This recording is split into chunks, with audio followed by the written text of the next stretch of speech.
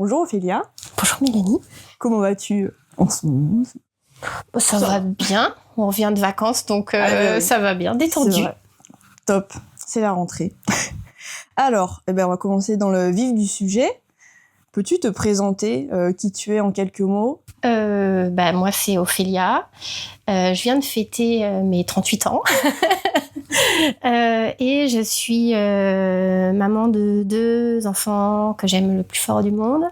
Et je suis accessoirement ludicaire. C'est-à-dire que je tiens une boutique de jeux de société. Ok, c'est justement de ça dont on va parler. On va aussi parler de toi, ta boutique de jeux qui s'appelle Le Panda Joueur. Depuis 2022, alors je ne sais plus le mois.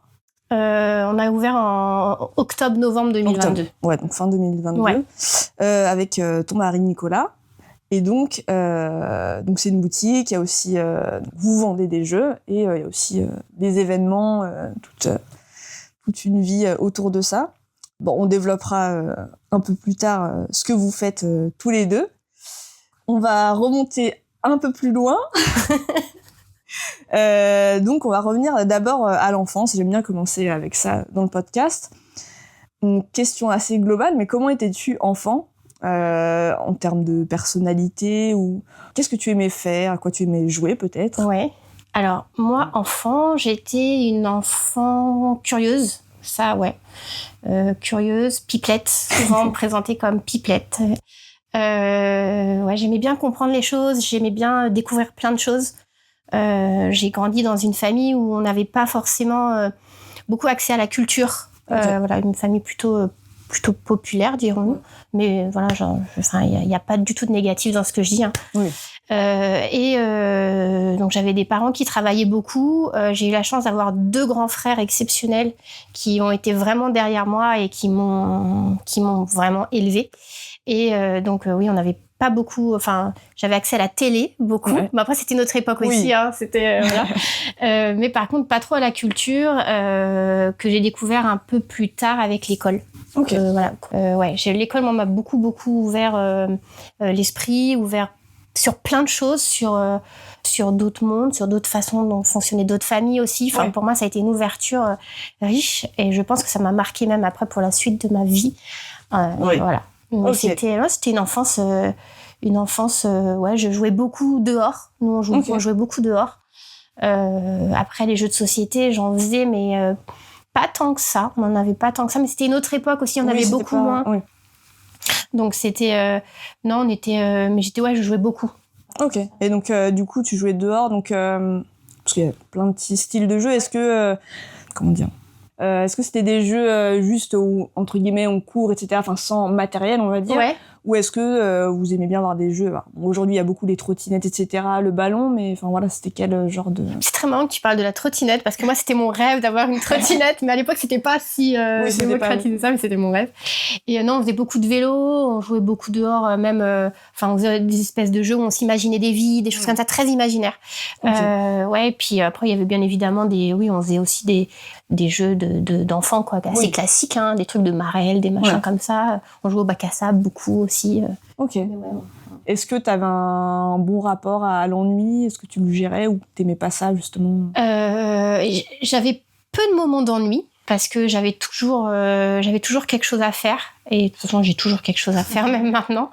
Après, j'en ai eu des moments d'ennui, mais je pense que c'est nécessaire. Enfin, c'était pas des moments d'ennui, c'était plus des moments où j'avais besoin de me poser, peut-être, et de penser, d'être dans mes pensées à moi, en fait. Mais c'était pas... j'ai pas de gros moments marquants où vraiment je m'ennuyais à mourir. C'était pas ultra inconfortable. Non. Ok. Et du coup, alors tu parlais beaucoup de l'école, donc j'ai l'impression que t'as apprécié. Oui. Donc pour toi, la scolarité, ça s'est bien passé. Enfin, bien passé. En tout cas, t'en gardes des souvenirs... moi, c'était super. Ouais. Moi, c'était vraiment super. Enfin, j'en parlais encore il y a pas très très longtemps avec des copains. J'arriverais à redessiner le plan de ma classe, de mon école de primaire, et j'ai encore les odeurs qui me marquent. Et oui, l'école, ça a été des bons souvenirs. Après, j'ai eu des facilités à l'école, donc du coup, j'ai pas souffert. Bien sûr, ça aide. Ça aide, voilà, de pas avoir la peur au ventre. Même si j'ai été beaucoup punie. Parce que, pas par insolence ou par voilà, mais juste par le fait que j'étais assez active, on va dire. Donc du coup, pas forcément très facile à gérer tout le temps. D'accord. Même si, je pense qu'il y avait bien pire que moi et que voilà, j'étais pas non plus. Mais ouais, un très bon rapport à l'école et pour moi, ça a été une vraie chance, vraiment une vraie chance. Ok. Qu'est-ce qui te rendait heureuse, mais au niveau d'un enfant? Donc des fois, ça peut être des choses très simples comme manger des bonbons. Qu'est-ce qui me rendait vraiment heureuse? J'aimais beaucoup, beaucoup, beaucoup passer du temps avec mes grands frères. C'était assez dingue. C'était très drôle parce que donc mes grands frères c'était des grands. On a beaucoup d'années d'écart. Et du coup, ils aimaient des fois être seuls dans leur chambre, ce que je n'aimais pas. Oui. Donc des fois, ils s'enfermaient dans la chambre et c'était très drôle. Je prenais une clé et je poussais avec eux pour rentrer et les regarder. Par exemple, j'adorais regarder mon frère Benoît qui joue à l'ordinateur. Okay. C'était à l'époque où l'ordinateur se démocratisait. Donc ça me rendait vraiment heureuse de passer du temps avec mes grands frères. Ce qui me rendait aussi beaucoup heureuse, c'était les moments de réunion familiale, voilà, les Noëls, les choses comme ça, où quand on était tous ensemble et que ça se passait bien, parce que ça se passait pas toujours bien dans ma famille, mais voilà, c'est les moments avec les autres. Je pense que ça, c'est ce qui me rendait vraiment heureuse. Moi, trop bien. C'est un peu une synthèse un peu de ce qu'on a dit, mais en grandissant, qu'est-ce que t'as l'impression d'avoir gardé de cette enfance-là, ou alors au contraire des choses que t'as rejetées parce que tu t'es dit non, ça je veux plus. Très tôt, en fait, je me suis dit que j'aimerais garder, c'est très étrange, l'espèce de légèreté. En fait, le côté où c'est léger quelque part, même si encore une fois on n'a pas eu une vie des plus légères, mais et puis ce côté aussi, justement cette vie qui était pas si légère que ça, le côté de me dire aussi voilà, il y a des choses qui sont pas forcément très gaies, très joyeuses, mais par contre c'est moi qui ai le pouvoir de les transformer. Ouais. Une espèce d'un peu de résilience, voilà, qui je pense m'a beaucoup aidée dans la vie, dans mon parcours professionnel et dans ma vie personnelle. Donc c'est ce côté un peu on prend les choses comme elles sont et on les transforme. Oui, on y trouve. Il y a toujours du positif. Moi, je suis vraiment persuadée. Il y a toujours du positif, ça c'est évident. Il faut des fois le chercher loin, mais. Oui. Non, mais c'est chouette de dire. Et la curiosité, ça j'ai gardé la curiosité. Ouais. Et même maintenant, des fois je me dis encore avec Nicolas, mon mari, ou avec des potes, je me dis mais j'ai pas la sensation d'avoir mon âge. Oui. C'est très bizarre, quoi. Et très longtemps, je me disais, tant que je mettrais des Vans ou que j'aurais un S-Pack, en fait, ça ira. Je me sentirais pas vieille. Finalement, c'est peut-être plus... des fois, c'est nos enfants qui nous ramènent à... Ah oui. On se dit, ah oui, en fait, je suis parent, donc... Ouais, c'est ça. Donc, t'as un rôle à tenir. Mais c'est pas facile, justement, d'avoir ces espèces de multiples identités, en fait, et des fois, on se dit, mais je suis laquelle, en fait? Oui. Alors qu'en vrai, je suis toute. Oui, c'est sûr. Mais c'est selon la situation. Des fois, tu peux dire, quand je joue avec eux, je suis comme un enfant aussi. Et mais entre guillemets, je me mets au même niveau. Et peut-être à des moments où, entre guillemets, il faut plus sévir ou être plus responsable, on va dire. Là, tu dis, ok, je peux pas être... C'est ça. Faut être plus cadent, plus... Voilà. Comme quand un truc qu'on dit... j'essaye, moi, de pas le dire, mais je suis pas ta copine ou machin. En tout cas, on se le dit dans la tête. Il y a des moments qui comprennent que, on n'est pas... C'est ça. On n'est pas, entre guillemets, au même niveau. Non. Voilà. Mais justement, en devenant adulte, pour toi, quelles portes se sont ouvertes à toi? Ça t'a donné accès à quoi, où tu t'es dit, ah ouais, ça, j'étais contente parce que j'étais majeure, ou parce que... Des fois, ça peut être les études aussi, mais... Ouais. Un truc... Moi, j'ai été contente adulte, quand j'ai eu un peu plus de liberté, de responsabilité aussi, ça a été de prendre ma vie en main vraiment. Ouais. C'est-à-dire de faire mes choix, que ce soit en termes de ce que je veux faire, des personnes que je veux fréquenter, de plus subir, en fait. Alors que plus jeune, il y a beaucoup de choses qu'on subit et du coup, c'est en fait, c'est extrêmement, je trouve, tragique en réalité, parce que selon la famille dans laquelle tu nais, t'as pas du tout les mêmes chances, ça c'est évident, en fait. Et par contre, je suis convaincue que on peut... en se donnant les moyens, en se battant, réussir à construire la personne qu'on veut être. Ouais.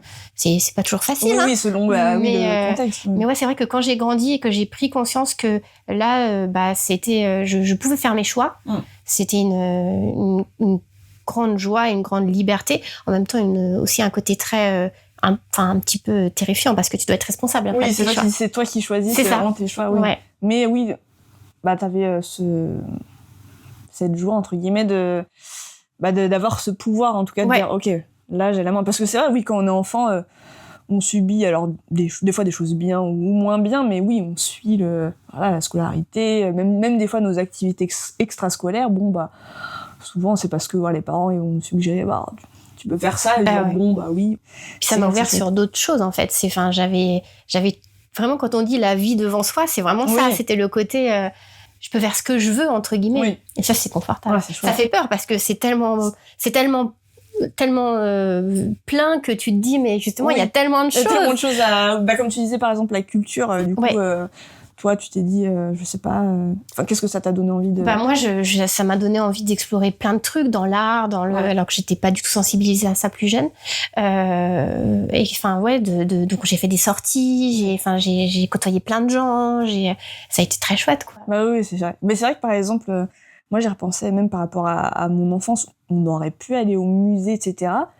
Et finalement, je me suis dit, c'était pas vraiment une habitude. Je l'ai fait avec mes études artistiques. Mais c'est vrai que tu te dis, c'est pas... des fois, il y a une question, bien sûr, de milieu social, argent ou pas. Bien sûr. Et des fois, c'est juste, en fait, non, la famille n'est pas ouverte à ça, n'a pas l'habitude. Donc, tu ne connais pas. Et donc, après, soit tu vas vers ça, soit tu connaîtras jamais. Hein. Mais c'est vrai que c'est chouette, quand t'es adulte. Bon, déjà aussi, il y a un moment où t'as de l'argent aussi, donc ça ouvre autre chose. Mais de dire, OK, qu'est-ce que je vais faire de ma journée, ou le choix d'études aussi. Ah oui. Ça, c'est quelque chose, le choix des études. Et justement, alors là, on va revenir donc à la vie d'aujourd'hui. Ouais. Donc ce que tu fais maintenant, et on peut bien sûr revenir à ce que tu faisais. Je ne sais pas dans quelle heure tu veux le faire. D'ailleurs, est-ce que tu veux parler de ton premier métier, on va dire? Ouais. Oui, c'était mon premier métier, mon premier vrai métier, parce que j'ai fait des boulots étudiants, mais c'était des boulots pour gagner de l'argent. Mais moi, mon premier vrai métier, ça a quand même été d'être maîtresse. Alors, un peu par hasard, en réalité, c'est très drôle. Parce que... C'est pas souvent. L'enseignement, ça me plaisait. Et puis souvent, on me disait, t'expliques bien aux petits, t'as de la patience et tout. Et je faisais une fac d'histoire. Donc, en fait, j'étais destinée, entre guillemets, à faire des concours de la fonction publique. Et on te dit, quand tu fais tes études, que souvent, les premiers concours, tu les rates. Okay. Donc, j'avais un copain qui voulait passer le concours de prof des écoles. Et on était en soirée comme ça, et puis je lui ai dit, écoute, pour le kiff, moi j'ai envie de voir ce que c'est qu'un concours. Je vais aller au concours de prof des écoles et je vais t'accompagner. Ce super copain, qui est toujours un des grands copains de mon cœur, en fait, ne s'est pas inscrit. Ah oui, en plus. Parce que je sais pas, il y avait une histoire de délai ou je sais pas quoi. Enfin bref, il s'est pas inscrit et je me suis dit, écoute, moi je suis inscrite, je vais aller voir ce que c'est et je vais voir, quoi. Donc j'ai fait les démarches et j'ai pris mon train, mon RERB, direction Villepinte, parc des expositions, pour passer ce concours de prof des écoles. Gros choc, tu t'es dans une espèce de hangar, il y a 10 000 personnes, tout le monde est hyper stressé. Moi, j'arrive les mains dans les poches, j'avais rien révisé. C'était vraiment histoire de voir l'ambiance d'un concours, en fait, ce que c'était, parce que je ne connaissais pas. Un peu à la manière, c'est limite, je le fais à la manière d'un ethnologue, tu vois, regarder comment fonctionnent les gens, comment je me nourris un peu de comment de ce qu'ils disent, de ce qu'ils font, et donc, mais je passe mon concours. Je passe donc mes écrits et je suis admissible. Okay. Donc, tu te dis, je suis admissible, je continue, pour voir les oraux, quoi. Là, je travaillais un tout petit peu plus quand même parce que je voulais pas paraître ridicule dans les yeux des gens. Oui, forcément, à l'oral, t'es un peu plus confronté quand même. Je voulais pas qu'ils disent, non, mais c'est vraiment une branquignole, celle-là, en fait. Donc, j'ai travaillé un tout petit peu plus, mais franchement, vraiment pas assez. Et il se trouve que ce concours, je l'ai eu. Je l'ai eu. Alors en plus, la plus grosse matière, j'étais dans mon élément, puisque c'est un travail sur histoire et mémoire, et j'étais en fac d'histoire et je travaillais sur la mémoire en plus. Donc j'étais très à l'aise. Donc j'ai eu un 18 qui m'a vraiment bien aidé. Et donc j'ai eu ce concours, mais le problème c'est que j'arrive en poste, du coup je n'ai aucune connaissance. Ah bah oui. Parce que j'ai pas bossé. Dès que t'as le diplôme, c'est Et puis moi, je faisais partie de cette génération de profs où c'était les premiers PES, donc profs des écoles stagiaires, où on était balancés en fait en classe Et tu avais une formation au mois de mars d'une semaine, je crois, alors que tu reprenais en septembre avant. Ouais, ok. Ouais, voilà. Et donc, je me suis dit, pendant l'été, Ophélie, il va falloir quand même que tu travailles parce que là, tu t'es engagée dans un truc... voilà. En parallèle, j'avais postulé à une fac pour faire de l'humanitaire. Et j'avais été acceptée aussi, donc c'est posé le dilemme de j'accepte le boulot ou j'accepte la fac. Ma mère m'a dit le boulot c'est sûr, c'est de l'argent, prends le boulot. Et donc j'ai pris le boulot. Et donc voilà, j'ai été prof. Alors j'ai commencé dans le 93 à Bobigny. Alors tout le monde me dit le 93, non en fait. Moi j'ai trouvé des gens hyper. Alors c'était pas facile de faire son trou, mais par contre j'ai trouvé des gens hyper chaleureux, des mamans extraordinaires, des enfants mais vraiment top et dans un environnement génial. Finalement en fait moi honnêtement j'ai été hyper bien reçue. J'ai mangé le couscous chez des mamans le midi. Enfin c'était génial. C'était vraiment une belle histoire Bobigny. Et je suis partie en fait quand j'ai eu ma fille. Parce qu'il y avait trop de temps de trajet et j'ai eu ma mutation encore une fois dès la première fois ce qui est non mais j'ai beaucoup de chance. Parce que t'étais au début au début ça t'était à combien de temps de carrière? Je crois que j'avais 6 ans, un truc comme ça. Enfin j'étais au tout début de ma carrière, la petite jeune. ouais non carrément. Et puis j'ai fait cette demande de mutation et j'ai eu tout de suite donc trop de chance et en plus j'ai été mutée dans ma ville. Enfin en plus non mais j'ai une chance mais vraiment vraiment royale. Et donc là, j'ai été quelques années à Champigny. Et puis un jour, l'éducation nationale, c'est une maison qui je trouve use. Donc je reste convaincue que le prof des écoles, c'est le plus beau métier du monde. Prof en général, transmettre sa passion, c'est le plus beau métier du monde. Mais les conditions de travail étaient très compliquées pour moi. Et je parle pas des enfants, je parle pas des parents comme des fois on dit ou du salaire. Non, c'est juste que j'avais l'impression de faire des choses qui étaient plus en adéquation avec mes valeurs. D'accord. C'est-à-dire que j'avais la sensation de plus pouvoir aider les enfants autant que j'aurais aimé le faire. Et du coup, il y avait un décalage. Il y avait carrément un décalage qui devenait très difficile à vivre. Et du coup, j'ai demandé une rupture conventionnelle. Tout le monde me disait que je l'aurais pas de toute façon. Enfin, c'est pas octroyé, on laisse plus les profs partir.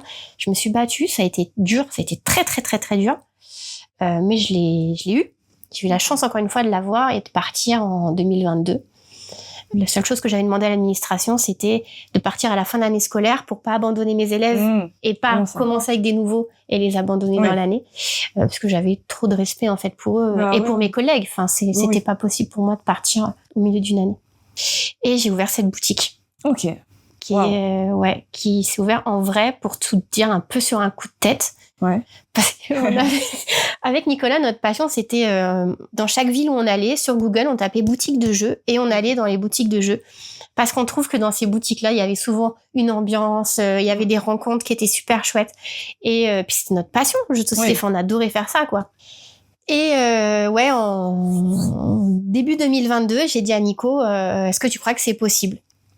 On a fait des petits calculs et tout, machin. Lui, il travaillait là-dedans, plus dans l'implantation de commerce et tout, machin.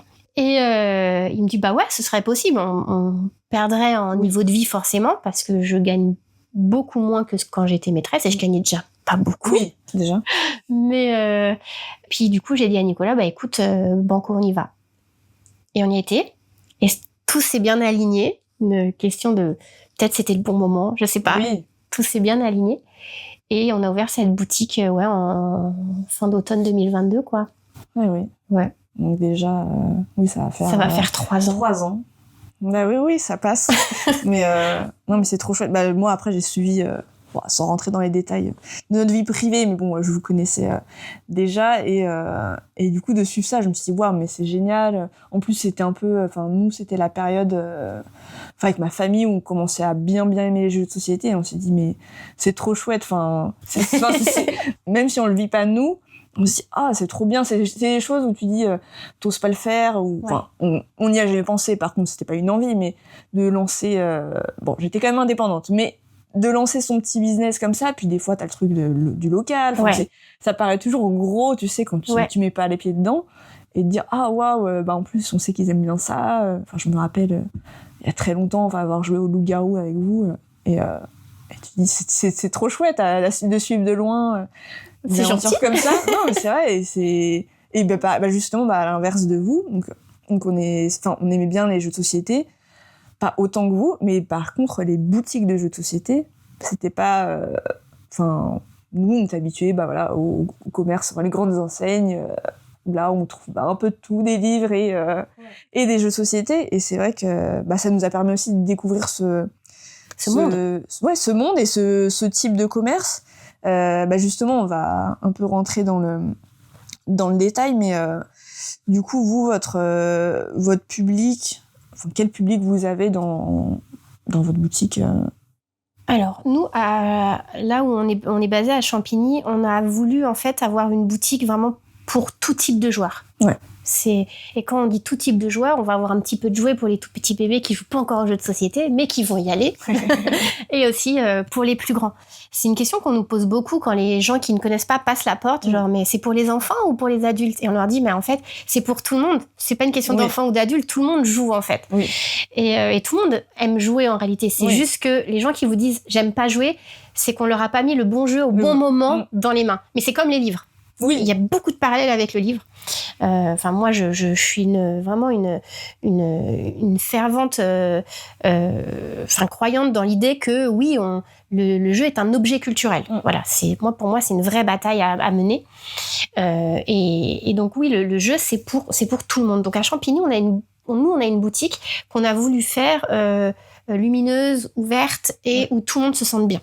Oui. Voilà, parce qu'on avait envie de démocratiser un peu le jeu de société sur la ville, parce que nous, quand on y habite depuis très longtemps, on n'avait pas trop entendu parler de choses autour du jeu, et on avait vraiment envie de développer en fait ça, parce qu'on trouvait que ça avait des plus-values géniales en fait en termes de, un jeu de société, ça gomme beaucoup de différences, voilà, et ça rassemble les gens, c'est fédérateur, c'est magnifique en fait. Ah bah oui, il y a plein de bienfaits, et justement tu disais on associe souvent, des fois, le jeu aux enfants, en tout cas aux jeunes. Et c'est vrai qu'il y a des gens, s'ils se disent c'est pas pour moi, c'est pas pour eux, et voilà, ils vont garder peut-être cette distance-là. Donc après, des fois, vous avez aussi des gens qui vont dire non, c'est pas pour moi, mais par contre, je veux offrir, et qui peut-être finalement, après, vont peut-être se laisser tenter. Mais c'est vrai que moi, je trouve ça chouette, même si dans les grandes enseignes, bien sûr, il y a aussi plein de jeux, mais déjà, c'est souvent les mêmes jeux, en tout cas, qui sont mis en avant, et puis il y a pas le conseil, il y a des vendeurs, mais vous vendez aussi bien évidemment, c'est votre but de vendre, mais vous êtes dans le conseil aussi personnalisé, puis vous connaissez les produits, et puis vous connaissez des produits aussi qui changent. Moi je sais que ce que j'aimais bien, alors je suis pas passée récemment, mais voilà, même juste les petites étiquettes de façon de, il y a pas que nombre de joueurs et combien de temps dure une partie, mais quelle est la mécanique de jeu, quelle est le niveau de difficulté. Mais après des fois c'est ce que je trouve chouette, c'est que vous par exemple vous savez faire des parallèles entre les jeux. Par exemple quelqu'un qui connaît déjà des jeux, il y a celui-ci qui ressemble un peu mais dans d'autres univers, et ça c'est chouette d'avoir ces conseils là qu'on n'aurait pas. Je vais pas citer d'enseignants, on les connaît, mais où on va beaucoup plus aller vers quelque chose que on y a déjà joué et hop on y va, on l'achète pour quelqu'un d'autre. Là, c'est quand même plus... c'est plus personnalisé, et puis c'est surtout plus humain. En fait, nous, c'est ce qu'on voulait. Ouais. C'était vraiment le côté... on voulait que la boutique, ce soit un lieu de vie dans la ville, que ce soit un lieu de rencontre, qu'il y ait quelque chose, en fait, qui se passe dans cette boutique-là. Je pense que ça se passe. Oui. Je pense, en tout cas. Et c'est vrai qu'on ne peut qu'inviter les gens, en fait, à passer les portes des boutiques de jeux, parce que très souvent, ce sont des gens derrière qui sont passionnés et qui ont cette espèce de logiciel dans la tête où on arrive justement à faire des liens entre les jeux pour vous conseiller au mieux, en fait. Ouais. C'est vraiment un métier de conseil et de passeur, vraiment de passeur de passion. En tout cas, nous, on le vit comme ça. Et tous mes copains ludicaires que j'ai autour, et j'ai la chance d'avoir les meilleurs collègues du monde. Voilà, c'est vraiment... tous mes copains sont des passionnés. Ouais. Vraiment. On n'est pas des vendeurs, en fait. On est des passionnés qui passons par le biais de la vente pour transmettre. Ouais. Mais en vrai, on est tous des grands joueurs et des grands enfants, quoi. Ouais. À la fois, vous êtes spécialisés, mais comme tu dis, c'est pour tout le monde, donc parce qu'il y a des univers où tu peux te dire ça a l'air compliqué, non je vais pas y aller parce que je sens que c'est pour des gens qui s'y connaissent très bien. Et justement vous avez ce truc de non, après il y a tous les niveaux, tous les styles de jeu, ambiance ou etc. parce que justement oui il y a des gens qui vont pas aimer des jeux de questions de culture générale, où il y en a ils vont pas aimer la stratégie, des fois il y a des mots, enfin il y a vraiment plein de sortes de jeux. Enfin il y en a pour tous les goûts, enfin je pense j'imagine en tout cas. Après, il faut que les gens acceptent aussi d'essayer. Et d'ailleurs, justement, vous, comme dans d'autres boutiques aussi, vous permettez aussi de tester certains jeux.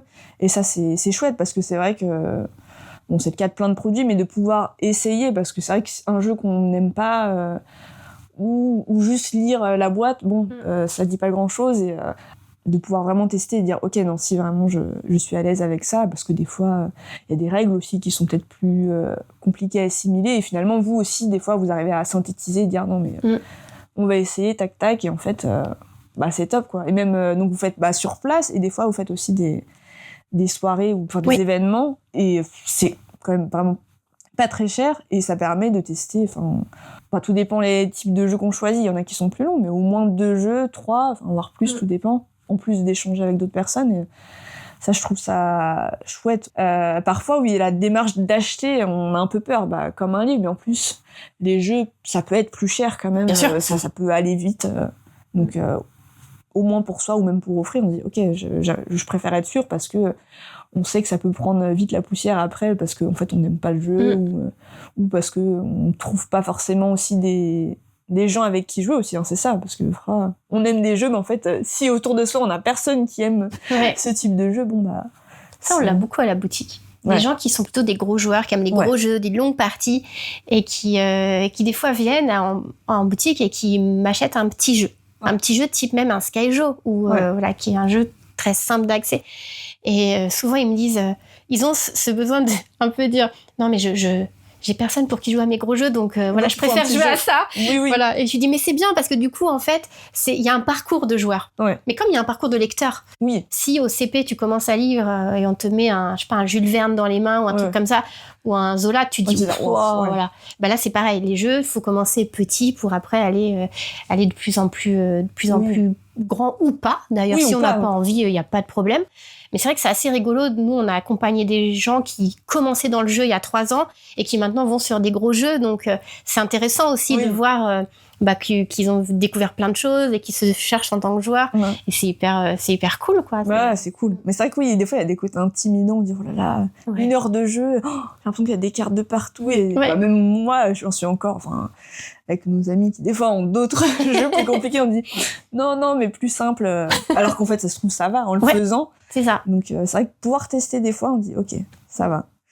Alors je voulais revenir un peu sur donc c'était avant que vous ouvriez la boutique, mais il y a eu un petit effet aussi Covid, on va dire. Il y a eu beaucoup le retour, alors pas que aux jeux de société, mais aux puzzles, aux activités en tout cas hors écran, parce qu'on était tellement à faire des vidéos, des machins, ou du télétravail, qu'on avait besoin aussi de couper. Et toi, quel est ton ressenti par rapport à ça? Vous aimiez déjà, en tout cas. Et en même temps, c'est hyper intéressant que tu dises ça, parce que nous, on est vraiment tombé profondément dans le jeu de société quand je suis tombée enceinte de Maïla. En fait, à la fin, on m'a demandé de plus trop bouger, parce que il fallait pas que je bouge pas trop. Et du coup, on a un copain qui nous a passé une boîte de Seven Wonders et de Pandémie. C'était nos premiers gros jeux entre guillemets, parce que c'est pas des jeux très lourds en termes de règles, et on a passé des soirées, voire des nuits avec Nicolas sur notre table basse. Je me rappelle avec mon gros bide à jouer à ces jeux-là, et c'est vraiment donc c'est encore une fois une question de on ne pouvait pas trop bouger et trop sortir, donc on a fait du jeu de société. Donc il y a le parallèle avec le Covid.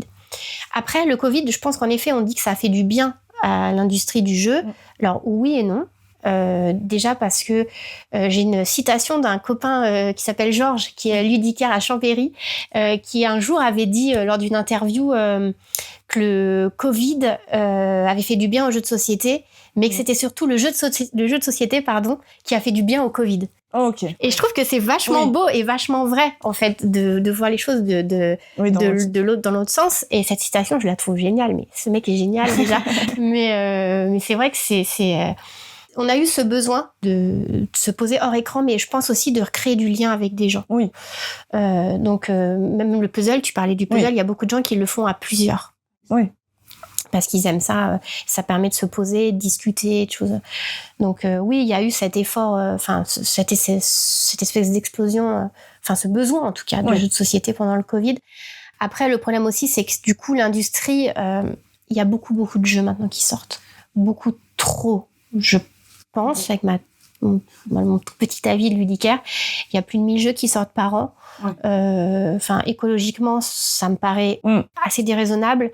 Je critique pas du tout les auteurs, c'est pas mais c'est devenu un produit de marché où il faut sortir pour être présent sur la place et pour prendre la lumière. Et ça, c'est quelque chose qui est assez dans un produit culturel. Oui. Je trouve que c'est assez dommage. Donc, il y a des éditeurs et des auteurs qui font des choses merveilleuses. Je pense notamment à la maison Opla, qui va pas très, très, très bien en ce moment et qu'il faut aider. Donc, allez chez vos lidicaires et achetez les jeux Opla, qui est une super maison, qui a des super valeurs, mais qui est dans un milieu qui est compliqué, en fait, parce qu'on est dans une industrie de marché et de consommation. Oui. Donc, c'est assez compliqué. Mais bon. Mais il faut que ça reste un milieu de passionnés quand même. Voilà, faut qu'on s'accroche à notre passion pour continuer de se battre. Et je pense que dans les prochaines années, il y aura un tournant dans le jeu de société. Ouais. Malheureusement, ça va laisser beaucoup de gens sur la route.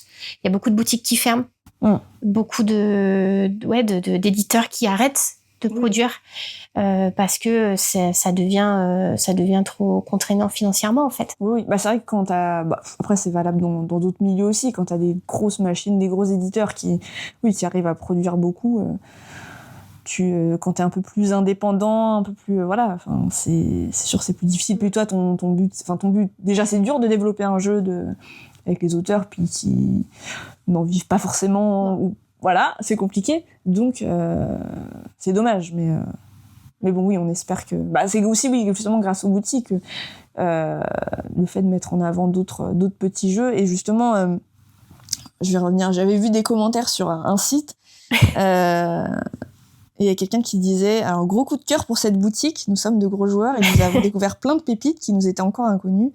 Les propriétaires font des mises en avant originales qui changent de ce qu'on voit ailleurs. » Voilà, et après, il y a aussi le côté personnalisé, etc. Mais c'est vrai que ça, c'est quelque chose qu'on peut pas retrouver justement dans les grandes enseignes qui ont même pas le jeu. Et vous, des fois, vous pouvez même commander des petites quantités, alors pas trop petites non plus, mais justement, et mettre en avant des jeux qui mériteraient d'être vus, mais qui peuvent peut-être pas se retrouver dans les magasins habituels ou en ligne, etc. Donc ça, c'est... Oui, on a ce côté donc de passeur, comme je te disais, mais aussi un peu comme si on va les dénicher les pépites, tu vois, des chercheurs d'or, un peu comme ça. Et ça, c'est hyper intéressant. C'est-à-dire, quand on va en festival, on teste des trucs, même des trucs qui sont pas du tout en version finie, ce qu'on appelle des protos. Et tu dis, mais ça peut marcher. Ça peut marcher, en tout cas, chez moi, ça peut marcher parce que j'ai telle personne qui me vient en tête. Et ça, c'est hyper, hyper intéressant et intellectuellement intéressant de se dire vraiment, de se dire, là, c'est percutant ce que vous avez fait. Des fois, c'est des choses toutes simples, des idées toutes simples. Oui, mais qui sont pas forcément. Oui. Et c'est ça, on a la chance d'avoir, mais vraiment des auteurs qui sont, c'est des génies en fait. Ouais. Il y a une créativité, qu'il faut vraiment encourager quoi. Et en France, on est bon là-dessus. Oui, c'est vrai qu'il y a des belles choses. Enfin, déjà dans les idées, puis des fois il y a des beaux produits. Enfin, c'est des beaux objets donc. De plus en plus. Ouais.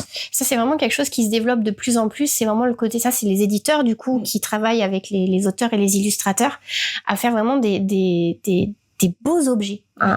Et ça, c'est hyper touchant, en fait, d'avoir, je trouve, en tout cas, moi, en tant que joueuse, j'aime que quand j'ouvre ma boîte, il y ait des belles choses dedans. Parce qu'il y a un plaisir du jeu qui, forcément, joue avec ce matériel-là, quoi. Et il y a de plus en plus de belles choses. Il y a un souci. Et c'est pour ça qu'on essaye aussi en boutique de mettre beaucoup les produits en facing. Donc, c'est-à-dire qu'on voit les jaquettes, les boîtes, pour que justement ça mette en avant le travail des illustrateurs qui, pareil, on ne vit pas de ce métier-là malheureusement, alors que pareil, ce sont des gens qui sont hyper talentueux. Ah oui, il y a des trucs, on dirait des fois, comme dans des jeux vidéo. Waouh, justement, moi je fais de l'illustration et je me dis mais je serais incapable d'aller dans ce niveau de dessin et tu te dis et en plus ils en vivent pas. Enfin, c'est affolant. La quantité de travail, j'imagine même pas. Ouais. Et c'est magnifique. Enfin, voilà. Donc on essaye vraiment de mettre en avant toujours. Et quand on présente un jeu aussi, on cite les auteurs pour que les gens et les maisons de distribution, les éditeurs et tout, faut bien comprendre que ce qui arrive dans nos boutiques à nous, c'est le bout d'une chaîne en fait. Ouais. Alors le bout du bout, c'est vous, c'est les gens qui jouaient, mais il y a tout un travail, il y a tout un et c'est un gros travail. Oui, c'est clair.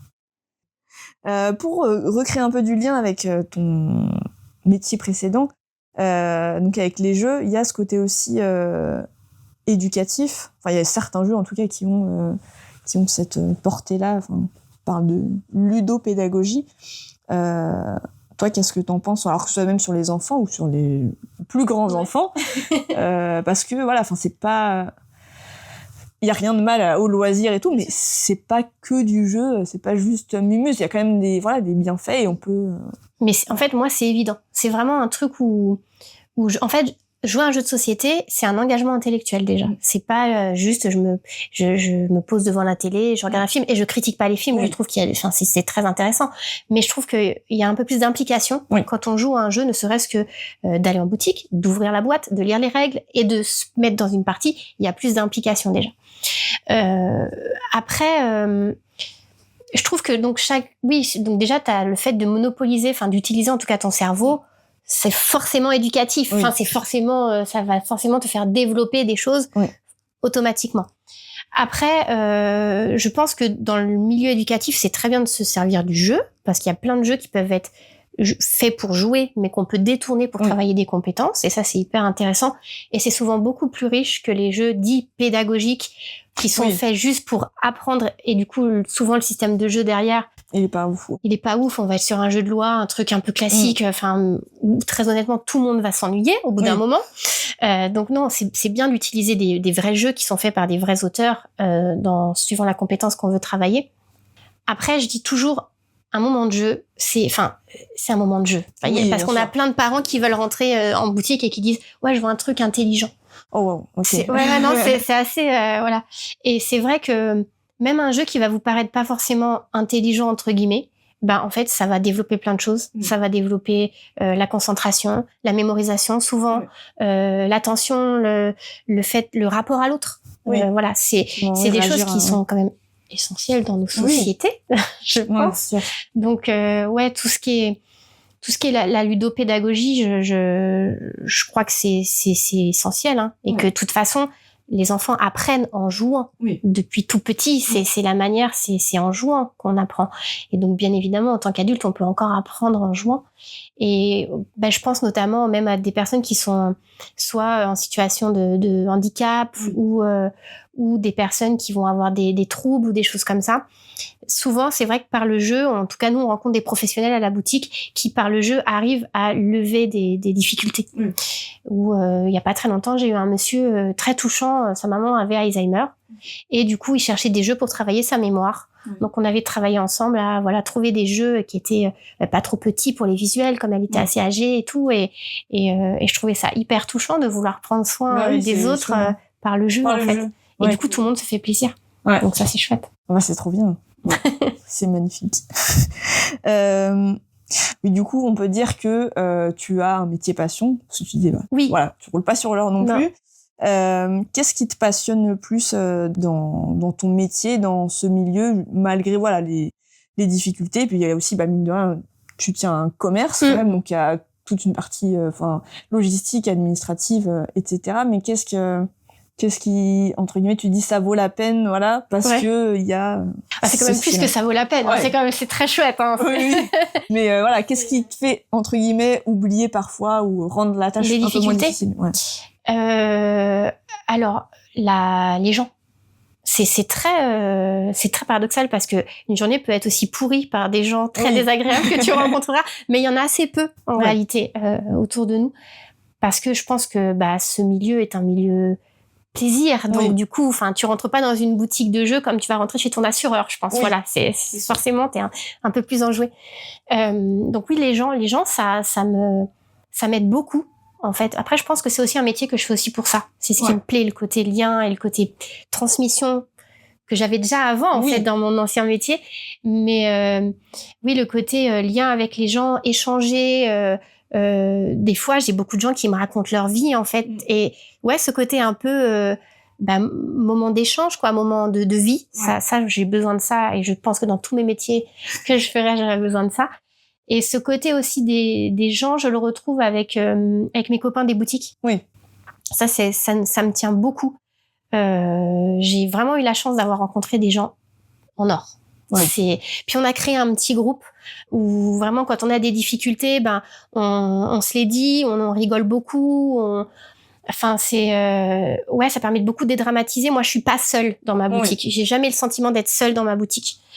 Et ça, c'est cool, quoi. Ça, c'est parce que c'est vrai que tu peux te sentir isolée. Enfin, t'as les clients, mais dans tes difficultés, c'est vrai que même, tu peux en parler à ta famille, tes amis, mais bon, s'ils sont pas confrontés à ces choses-là, où t'as l'impression que tu vas peut-être les saouler, d'entrer dans ce détail. Donc c'est vrai que c'est chouette d'avoir un réseau, et on sent, je suis pas dans ce milieu-là, mais pour avoir été sur un festival, alors qu'une seule fois, mais je trouve qu'il y a quand même une ambiance, c'est très bienveillant, et je pense que ça aide aussi de dire ok, on n'est pas des concurrents. Enfin, bien sûr, il y a une concurrence, de loin, mais vous échangez. Alors, c'est pas partout comme ça. Oui. Nous, on a la chance j'imagine, d'être avec des gens. Mais et puis... en tout cas, vous arrivez à créer du lien avec d'autres qui, au mine de rien, ont aussi une boutique. Donc, ils n'ont pas forcément la même chose que vous et pas de la même manière. Mais en tout cas, ça, c'est...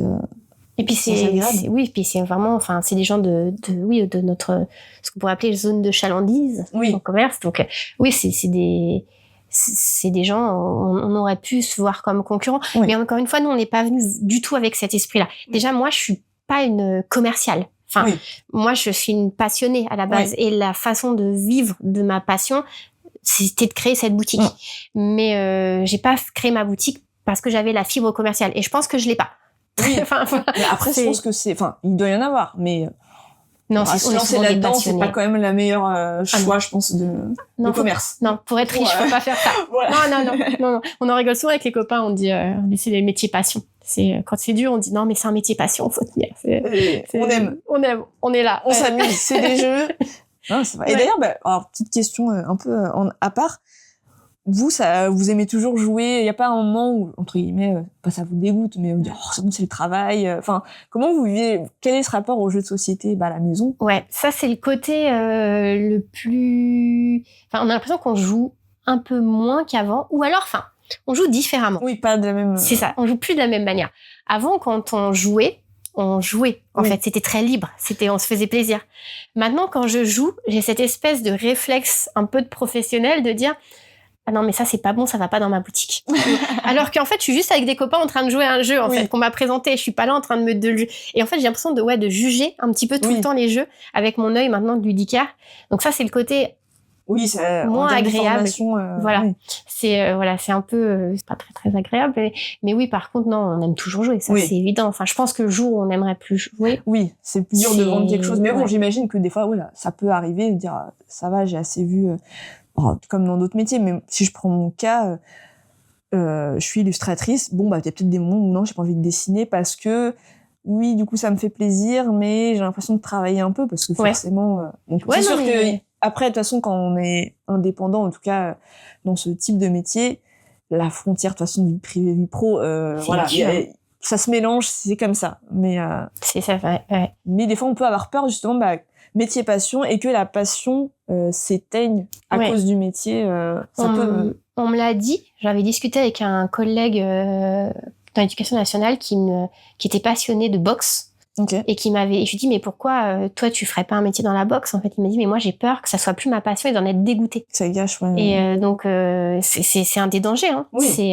Pour l'instant, nous c'en est pas là. Puis en plus on a nos enfants, donc on joue avec nos enfants aussi. On aimerait un peu plus, mais c'est plus par manque de temps que par manque d'envie. Parce qu'en effet, c'est quand même un boulot qui me prend énormément de temps, que ce soit en physique ou même mentalement. Il y a plein de choses. Les enfants, le panda joueur, je pense que des fois, ils en ont ras la casquette, quoi. C'est normal. Mais non, on aimera toujours jouer. Mais mais c'est dans notre ADN à nous, Oui. en fait, à Nicolas et moi. On est des joueurs. Oui. Enfin, Après, il y a aussi peut-être le fait qu'il y ait tellement de diversité que voilà, tu peux te dire, ok, peut-être que j'en ai marre de ce type de jeu, mais il y a tellement de différences. Et justement, avec vos enfants, alors après, ils commencent à grandir et puis ils sont bien initiés, donc je pense qu'ils jouent à des jeux, ça se trouve, j'arriverai même pas à y jouer. Mais il y a vous pouvez varier, entre guillemets, par exemple, vos soirées jeux, parce que vous faites aussi des jeux de société classiques, vous faites aussi jeux de rôle, il y a plein de choses différentes aussi. Donc c'est ça l'avantage du jeu, c'est que c'est tellement large que je pense que quand on est joueur, on aime jouer tout le temps, en fait. Et en vrai, je pense que beaucoup de gens sont joueurs, mais qui l'oublient un peu. C'est un peu comme l'enfance. Enfin, des fois, on oublie qu'on a été des enfants et que le côté joueur, c'est un peu pareil, en fait. Mais je pense que tout le monde est joueur, en réalité. Mais oui. Et on voit, par exemple, moi, je pense à ma mère, donc en général, on joue pendant les vacances d'été. Et qui d'un coup devient, on a l'impression que c'est une petite chippie, une petite fille, et toute comme ça parce qu'elle a une carte sympa et c'est rigolo. Oui, c'est vrai que on retombe en enfance et alors certains peuvent dire jouer c'est pour les enfants, et alors voilà, on est tous des enfants et est-ce qu'il faut jeter à la poubelle comme ça son côté enfant? Moi, je suis pas sûre dans le monde dans lequel on vit. Je trouve que c'est bien. Justement, tu parlais au tout début de légèreté. Je pense que justement, on en a besoin des fois parce que déjà le monde, mais juste des fois notre quotidien, c'est lourd.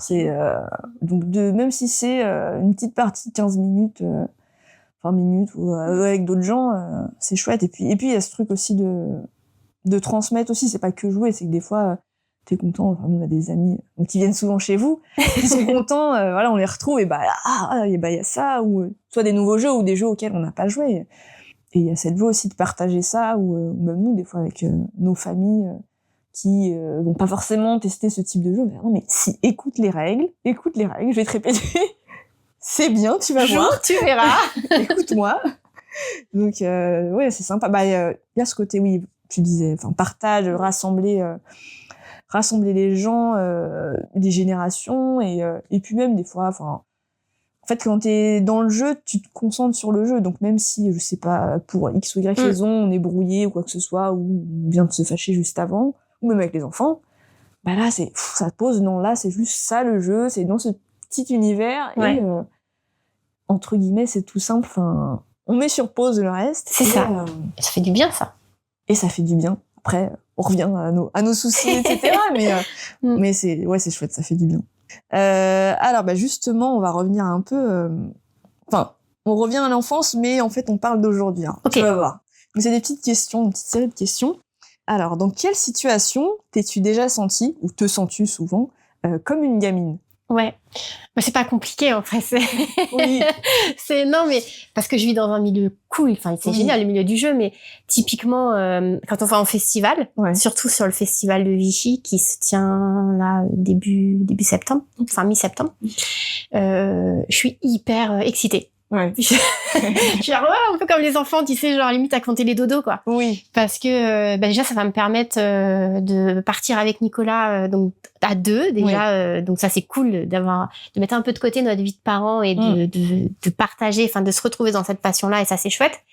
Et puis, ça nous permet aussi de revoir plein de gens du milieu du jeu qu'on adore et qu'on ne voit pas assez, parce que chacun a ses réalités. Et puis, la France, c'est grand. Oui. Donc voilà, je pense notamment, encore une fois, nos copains de Chambéry qu'on ne voit que sur les festivals. Et je suis hyper contente de les revoir. Et vraiment, je trouve que ça me redonne un espèce de boost à chaque fois que je recôtoie tous ces gens-là, qui est hyper positif, quoi. Et donc, tu sais, tu te sens un peu excité, un peu comme ça. Et puis même le côté où je vais découvrir plein de jeux en festival, du coup le côté un peu enfant, genre il y a plein de trucs à découvrir, quoi. Le côté curiosité. Oui, comme quand on est petit et que on va aller dans un grand magasin de jouets et c'est chouette. OK. Ouais. Bon ça reste dans le métier, on va dire. Est-ce que tu as une sorte de doudou? Alors j'entends, ça peut être un objet, un film, une musique, un moment, un jeu qui te réconforte, on va dire, quand t'as besoin, ou tu sais que là c'est dur, tu dis c'est mon film doudou, c'est mon.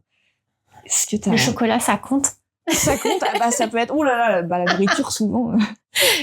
Non, très honnête. Ça fait du bien, hein, le chocolat. D'ailleurs, j'aime beaucoup manger un petit bout de chocolat en jouant à un jeu de société. C'est très très agréable.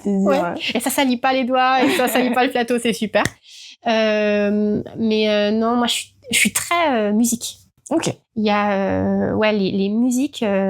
Souvent, quand il y a des musiques que j'écoute qui vont me donner un petit coup de boost quand j'ai pas le moral ou qui vont m'apaiser quand je vais être un peu stressée. J'ai quelques trucs comme ça. C'est pas forcément d'ailleurs des chansons, plus des univers. Ouais, c'est plutôt ça. Mon doudou, ça va plutôt être la musique. Chouette. Voilà. Après, j'adore quand je prends mes enfants dans les bras. Oui. Tu fais un gros câlin, tu respires leur odeur. Là, tu sens qu'il y a un truc qui te transporte, qui dépasse. Voilà. C'est sûr. Et ben justement, par rapport aux enfants, alors, est-ce que tu as un mot que t'aimerais, un mot ou une phrase, bien sûr, adressé à l'enfant que tu étais, ou sinon, si tu veux t'adresser aux plus petits, aux grands enfants, ou même peut-être à tes enfants, qu'est-ce que t'aimerais dire? Donc là, maintenant, avec ton expérience, ton vécu, qu'est-ce que... Mon expérience d'ancienne. Voilà. Donc ça peut parler de tout, de la vie. Ouais. Moi, ce que j'aurais aimé me dire, si je devais voir la petite Ophélia d'avant, je crois que je lui dirais, tu vas voir, la vie, c'est beau, en fait. Wow. C'est vrai, c'est beau, quoi. Il y a des moments durs, mais la vie, c'est beau. Et voilà, et c'est vraiment ce que je transmets à mes enfants et ce que j'essayais de transmettre aux enfants dont j'avais la responsabilité quand j'étais prof. C'était le côté, soyez heureux. Vraiment, écoutez-vous et soyez heureux. C'est ce qui compte plus que tout. Et on peut l'être. Et des fois, c'est hyper dur selon l'endroit où on vit, selon les conditions de vie qu'on a. Mais ça vaut la peine. Franchement, d'être vécu, de se donner les moyens et de s'en sortir et de demander de l'aide s'il y a besoin, quoi. Mais la vie, c'est beau. Ouais, c'est beau. Et puis, justement, dire ça à un enfant, peut-être qu'un enfant l'entend plus facilement. Un adulte, forcément, voilà, il a en tête beaucoup plus de contraintes de la vie ou un contexte un peu plus difficile. Et c'est vrai qu'un enfant se dit, hop, ok. Un enfant peut-être a cette facilité, en tout cas. Mais on devrait leur prendre. Et voilà, on devrait des fois revenir à ça. Le côté. Ou de passer à autre chose, en tout cas. C'est ça. Voilà. Switcher, dire bon, ok, j'étais triste parce que ceci, cela. Mais et là, voilà, c'est bon, c'est ça. Ça vaut peut-être pas le coup de rester triste. C'est ça. Mais c'est pas forcément facile, mais selon le vécu qu'on a eu aussi et tout ça. Mais franchement, c'est tellement une chance quand on en a conscience d'être heureux. Il y avait cette petite phrase souvent qu'on entend, on reconnaît le bonheur au beau qu'il fait quand il s'en va.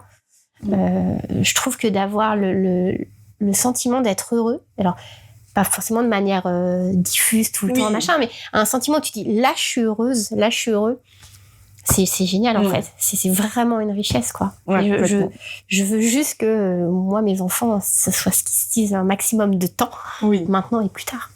Je suis d'accord. Trop raison. Dernière question. Parce qu'on ne cessera jamais d'être des enfants, donc. Aujourd'hui, quel rêve, au pluriel ou non, aimerais-tu réaliser? Alors, rêve, j'entends rêve, ça peut être un truc tout simple qui, pour toi, paraît... C'est pas obligé d'être... Il n'y a pas de truc simple.